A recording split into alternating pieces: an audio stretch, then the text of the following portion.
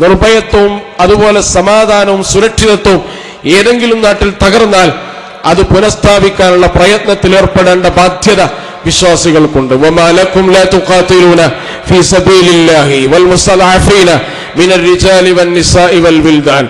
അടിച്ചമർത്തപ്പെട്ട മർദ്ദിതരായ ജനതയ്ക്കു വേണ്ടി ശബ്ദിക്കാതിരിക്കാൻ നിങ്ങൾക്ക് എന്തുണ്ട് ന്യായം എന്നാണ് വിശുദ്ധ ഖുർആൻ ചോദിക്കുന്നത്.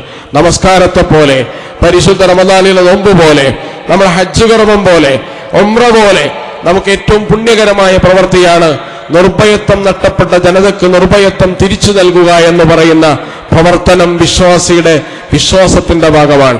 അള്ളാഹു അതാണ് നമ്മോട് ആഹ്വാനം ചെയ്തിട്ടുള്ളത്. പ്രവാചക തിരുമേനി അതിനുവേണ്ടിയാണ് പ്രയത്നിച്ചത്. നമ്മുടെ കേന്ദ്രമായ ഹറം ലോകത്തിന് നൽകുന്ന സന്ദേശം അതാണ്. ആ സന്ദേശത്തെ ഉൾക്കൊണ്ടുകൊണ്ട് നിർഭയത്വവും സുരക്ഷിതത്വവും സമാധാനമുള്ള നാടിനു വേണ്ടി പരിശ്രമിക്കാൻ നമ്മൾ പ്രയത്നിക്കുവാൻ വേണ്ടി നമ്മൾ പരിശ്രമിക്കുക. പടച്ച റബ്ബ് അതിനുവേണ്ടി നമുക്ക് എല്ലാവർക്കും തൗഫീക്ക് പ്രദാനം ചെയ്യുമാറാവണം.